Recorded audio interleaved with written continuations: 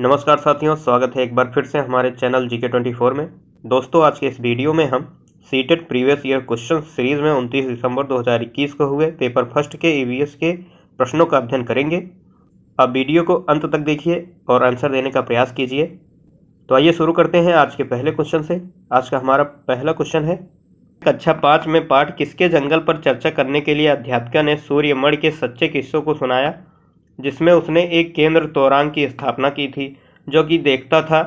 सूर्यमणि का किस्सा कौन सा था जिसे अध्यापिका ने सुनाया था? इसमें एक सूर्यमणि नाम का युवक था जो 21 साल का था। उसने लोगों की सहायता से तोरांग नामक एक केंद्र की स्थापना की थी। तोरांग कुड़ुक भाषा का एक शब्द है जिसका अर्थ होता है जंगल। वह तोरांग में बच्चों को जड़ी बूटियों, दवा व बांस से चीज़ें बनाने की कला सिखाता था, उनको भाषा सीखने में मदद करता था। यह केंद्र भूमि और जीविका की समस्याओं का निपटान करता था। वह चाहता था कि लोग अपने सांस्कृतिक गीत व पहनावे का आनंद लें। तो क्वेश्चन में देखेंगे, कथन दिया गया है। कथन ए, भूमि और जीविका की समस्याएं। तो यह कथन सही होगा, तोरांग संस्था यह करती थी। कथन भी है भुखमरी की समस्याएं, तो भुखमरी की समस्याओं को नहीं देखती थी, यह गलत होगा। कथन सी है वनों की समस्याएं, यह भी गलत होगा। कथन डी है कुड़ुक संस्कृति की समस्याएं, तो ये सही होगा। तोरांग संस्था कुड़ुक संस्कृति की समस्याओं का निदान करना चाहती थी, यानी कि वह सांस्कृतिक गीत व पहनावे को बढ़ावा दे रही थी।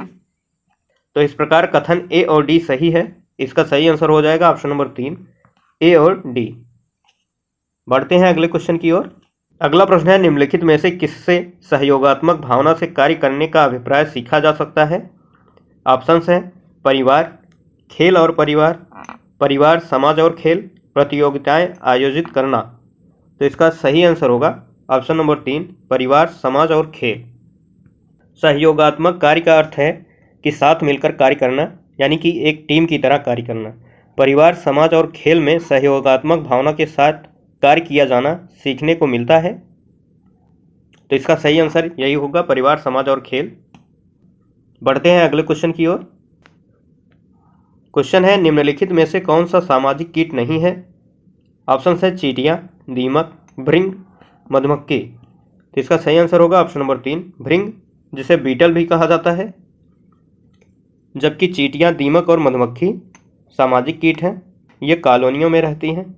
यहाँ इमेज में देखेंगे, यह है दीमक, यह है मधुमक्खी और ये भृंग है यानी बीटल, और ये है चींटी एंट।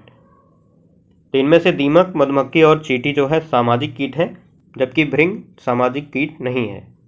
आगे बढ़ते हैं अगले क्वेश्चन की तरफ। अगला है चौथा प्रश्न, वलसाड शहर हैदराबाद शहर जो तेलंगाना राज्य की राजधानी है के सापेक्ष किस दिशा में स्थित है? ऑप्शंस हैं दक्षिण पश्चिम, उत्तर पश्चिम, उत्तर पश्चिम। इसमें सबसे ज़रूरी बात है कि वलसाड शहर का लोकेशन हमें पता होना चाहिए। वलसाड शहर जो गुजरात के दक्षिणी भाग में स्थित है और तेलंगाना की राजधानी है हैदराबाद। आइए मैप में समझते हैं पहले। गुजरात के दक्षिणी क्षेत्र में वलसाड स्थित है, यानी कि यहाँ पर वलसाड है। तेलंगाना की राजधानी है हैदराबाद। यहाँ से हमें बताना है वलसाड का लोकेशन किस तरफ है। तो यहाँ पे हम उत्तर से दक्षिण, यानी ऊपर से नीचे की तरफ और पूरब से पश्चिम की तरफ एक लाइन खींचेंगे जो एक दूसरे को 90 अंश पर काटे और वह हैदराबाद से ही गुजर रही हो। तो यहाँ से हम देखेंगे वलसाड जो उत्तर और पश्चिम के कॉर्नर पर स्थित है, यानी कि उत्तर पश्चिम में स्थित है। इस प्रकार यहाँ हमारा सही आंसर हो जाएगा ऑप्शन नंबर 4, उत्तर पश्चिम। वलसाड शहर हैदराबाद शहर के उत्तर पश्चिम में स्थित है। क्वेश्चन है, निम्नलिखित में से कौन सी मुद्रा अबू धाबी में प्रचलित है? ऑप्शंस हैं डॉलर, रुपए, दिरहम, टका। तो इसका सही आंसर हो जाएगा ऑप्शन नंबर 3, दिरहम। अबू धाबी जो UAE की राजधानी है, यानी संयुक्त अरब अमीरात की राजधानी है, यहाँ की मुद्रा है दिरहम। ऑप्शन देखेंगे डॉलर, डॉलर जो USA की मुद्रा है, रुपए जो भारत की मुद्रा है, और टका बांग्लादेश की मुद्रा है। कुछ अन्य देशों की राजधानियाँ और मुद्रा को देखेंगे कि वहाँ पर कौन सी मुद्रा प्रचलित है। यहाँ देखेंगे तो देश, राजधानी और मुद्रा दिया गया है। पाकिस्तान की राजधानी है इस्लामाबाद और इसकी मुद्रा है पाकिस्तानी रुपया। श्रीलंका की राजधानी है कोलंबो जो वर्तमान में चेंज हो गई है, इसकी वर्तमान राजधानी है श्री जयवर्धनेपुरा और इसकी मुद्रा है श्रीलंकाई रुपया। रूस, इसकी राजधानी है मॉस्को और मुद्रा है रूबल। अफगानिस्तान, राजधानी है काबुल और मुद्रा है अफगानी। ईरान की राजधानी है तेहरान और यहाँ की मुद्रा है रियाल, जो काफ़ी पूछा जाता है। इंडोनेशिया, इसकी राजधानी है जकार्ता, यहाँ की मुद्रा है इंडोनेशियाई रुपया। और नेपाल की राजधानी है काठमांडू, यहाँ की मुद्रा है नेपाली रुपया। और जापान, जिसकी राजधानी है टोक्यो, यहाँ की मुद्रा है येन, ये भी काफ़ी पूछा जाता है, आपको इसको ध्यान रखना है। यूएई अबू धाबी, जिसकी मुद्रा हम देख चुके हैं दिरहम, इतना आपको ध्यान रखना है। यहाँ से क्वेश्चन बनते हैं। बढ़ते हैं अगले क्वेश्चन की ओर। प्रश्न है, चिराव नृत्य में व्यक्ति बांस की डंडियों को पकड़कर युग्मों में एक दूसरे के आमने सामने जमीन पर बैठते हैं। जैसे ही ढोल बजता है बांस को जमीन पर पीटा जाता है। नर्तक बांस की डंडियों के अंदर और बाहर पैर रखते हैं, कूदते हैं और ताल पर नृत्य करते हैं। निम्नलिखित में से कहाँ पर चिराव नृत्य किया जाता है? ऑप्शन दिया गया है मणिपुर, मिजोरम, असम, उड़ीसा। इसका सही आंसर होगा ऑप्शन नंबर 2, मिजोरम। मिजोरम का यह पारंपरिक नृत्य है, इसे बम्बू डांस भी कहा जाता है। इसके अलावा खुल्लम, सरला मकाई, छैहलम और मिजो यहाँ के प्रमुख नृत्य हैं। यहाँ इमेज में देखेंगे, ये है चिराव नृत्य जिसमें बांस के बीच में डांस किया जाता है। अगला प्रश्न है, छत के ऊपर से वर्षा जल का संरक्षण किया गया और इसे भूजल के पुनर्भरण के लिए उपयोग किया गया। इस पारंपरिक विधि का उपयोग निम्नलिखित में से किस राज्य में किया गया था? ऑप्शन है मध्य प्रदेश, राजस्थान, पंजाब, बिहार। इसका सही आंसर हो जाएगा ऑप्शन नंबर 2, राजस्थान। प्रश्न में दिया गया जो पारंपरिक विधि है इसका उपयोग राजस्थान में किया जाता है जल संरक्षण के लिए। इसके अलावा टैंक, बावड़ी, जोहड़ राजस्थान में वर्षा जल संचयन की तकनीक हैं। आगे बढ़ते हैं। अगला है, भारत में निम्नलिखित राज्यों में से ब्रह्मपुत्र नदी कहाँ होकर बहती है? ऑप्शन दिया गया है असम और मिजोरम। दूसरा है मेघालय। तीसरा ऑप्शन है अरुणाचल प्रदेश और असम। चौथा ऑप्शन है त्रिपुरा और मणिपुर। इसका सही आंसर होगा ऑप्शन नंबर 3, अरुणाचल प्रदेश और असम। ब्रह्मपुत्र नदी भारत में अरुणाचल प्रदेश और असम में होकर बहती है। इसको देखते हैं मैप में। यहाँ पे ये है ब्रह्मपुत्र नदी। ब्रह्मपुत्र नदी का उद्गम तिब्बत के कैलाश पर्वत के निकट स्थित चेमायुंगडुंग हिमनद से होता है। तिब्बत में ब्रह्मपुत्र नदी को सांगपो नाम से जाना जाता है। यहाँ देखेंगे, यह नदी अरुणाचल प्रदेश से होकर भारत में प्रवेश करती है और असम में प्रवाहित होती है। असम में इस नदी में एक द्वीप स्थित है जिसका नाम है माजुली द्वीप। यह विश्व का एकमात्र नदी द्वीप है। असम में प्रवाहित होते हुए यह बांग्लादेश में जाती है और वहाँ गंगा नदी से मिलकर बंगाल की खाड़ी में गिर जाती है, जहाँ पर गंगा और ब्रह्मपुत्र द्वारा लाए गए अवसादों के द्वारा सुंदरवन नामक विश्व के सबसे बड़े डेल्टा का निर्माण होता है, जिसका विस्तार भारत और बांग्लादेश दोनों देशों में है। बढ़ते हैं अगले क्वेश्चन की ओर। अगला क्वेश्चन है, भावी पीढ़ी के समाजीकरण में परिवार की महत्वपूर्ण भूमिका होती है। इस परिस्थिति में परिवार माध्यम है। ऑप्शंस हैं प्राथमिक समाजीकरण का, द्वितीयक समाजीकरण का, प्राथमिक और द्वितीयक समाजीकरण का, तृतीयक समाजीकरण का। इसका सही आंसर होगा ऑप्शन नंबर 1, प्राथमिक समाजीकरण का।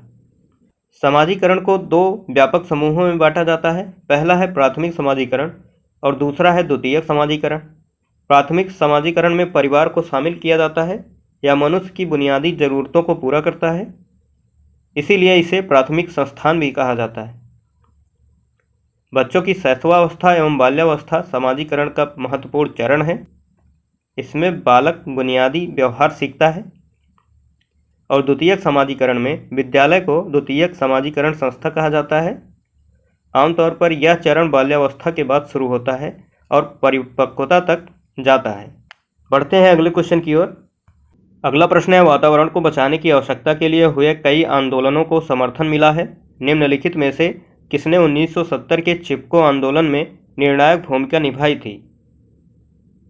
ऑप्शंस हैं वंदना शिवा, सुंदरलाल बहुगुणा, मेधा पाटेकर, बाबा आमटे।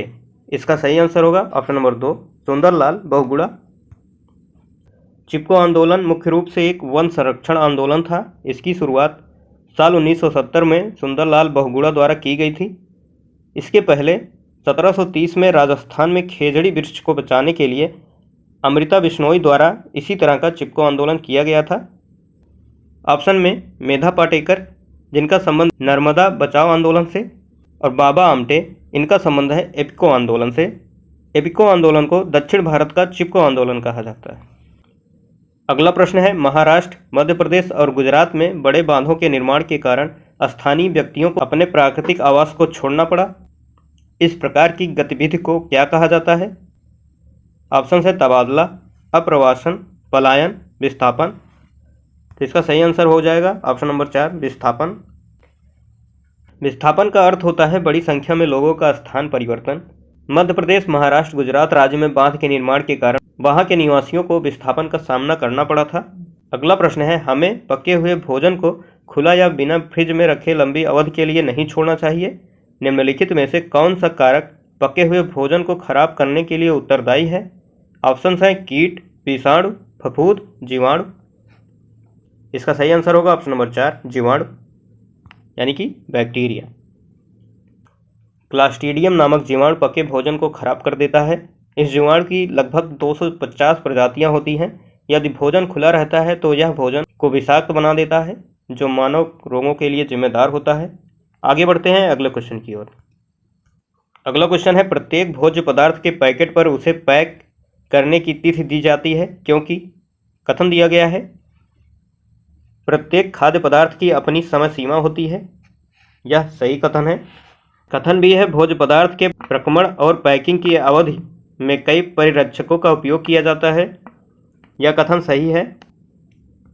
कथन सही है, कुछ निश्चित समय के पश्चात इसमें रोगाणु उत्पन्न हो सकते हैं जो इसको खराब कर देंगे, तो यह भी कथन सही होगा। कथन डी है, हमें उन भोज्य पदार्थों का उपभोग नहीं करना चाहिए जिन पर लिखा हुआ है समय समाप्त हो चुका है, यानी एक्सपायर हो चुका है, तो ये भी सही है। तो इस प्रकार कथन ए, बी, सी और डी सही है। इसका सही आंसर हो जाएगा ऑप्शन नंबर 1 ए, बी, सी और डी। बढ़ते हैं अगले प्रश्न की ओर।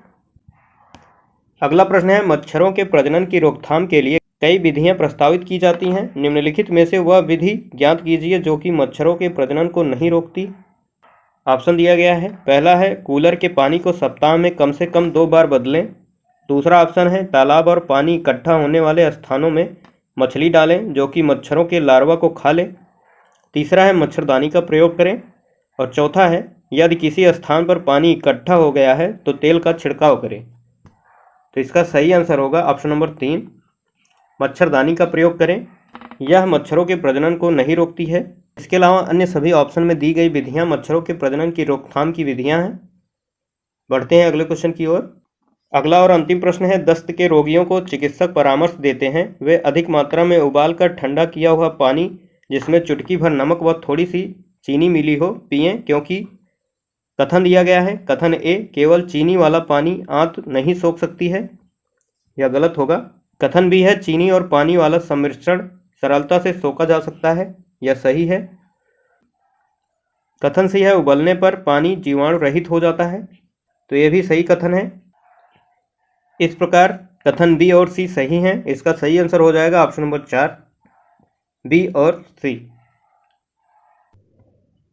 तो दोस्तों आज का वीडियो यहीं पर समाप्त होता है। आई होप वीडियो आपके लिए काफ़ी लाभप्रद है। वीडियो को लाइक करें और शेयर करें, और चैनल पर नए हैं तो चैनल को सब्सक्राइब जरूर करें। मिलते हैं नेक्स्ट वीडियो, तब तक के लिए स्वस्थ रहें, मस्त रहें, पढ़ते रहें। जय हिंद, वंदे मातरम।